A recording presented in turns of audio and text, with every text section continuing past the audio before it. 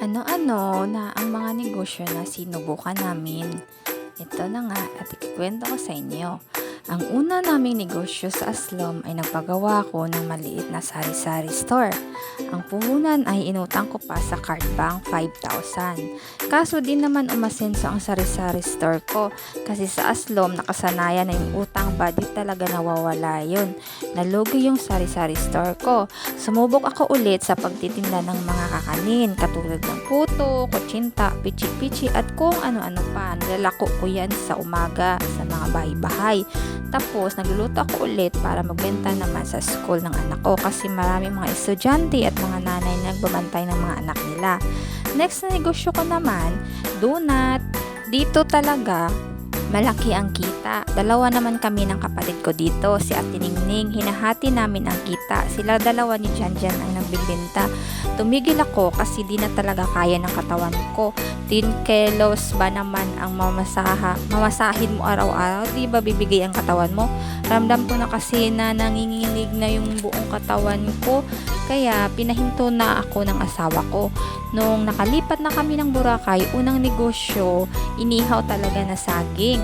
Habang di pa tapos yung bahay, nagtitinda na ako. Sinunod ko ang fishball. Dito talaga nag-click kasi kahit di pa kami nagsisimula sa kanila, fishball talaga ang tumulong sa amin para makaahon. Nung natapos na ang bahay, nagnegosyo naman ang asawa ko ng karinderya. Di rin tumagal kasi marami din nangungutang at ang asawa ko di siya sanay sa negosyo. Kaya nagtrabaho na lang siya. Ako, patuloy pa rin sa fishball. Nang napagod na ako at may mga kakompetensya na rin, humina siya. Kaya nag-isip na naman ako ng panibagong negosyo.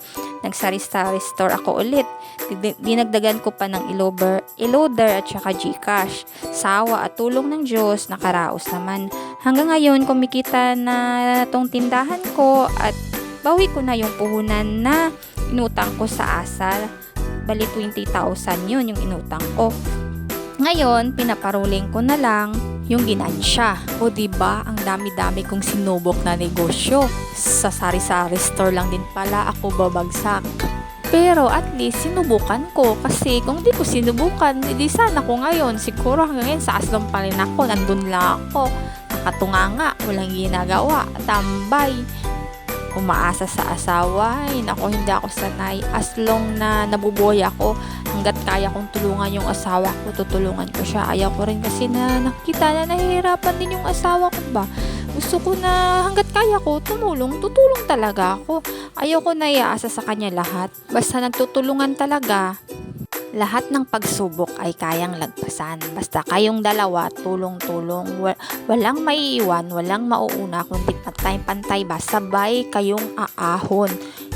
Hindi pwede na siya lang yung aangat, ikaw pababa ng pababa. Kaya dapat sabay talaga kayong magtulungan kayo. Kasi kayo lang naman dalawa talaga nga magtutulungan eh. Kayong mag-asawa talaga.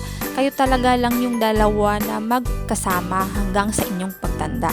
Kaya salamat talaga asawa dahil nagtiyaga ka sa akin, kahit suplada ako, kahit minsan modi, hindi ko maintindihan yung ugali ko, andyan ka pa rin hanggang ngayon, hindi mo ako iniiwan. Salamat sa suporta at pag-iintindi sa mga sakripisyo mo para makaahon tayo sa hirap.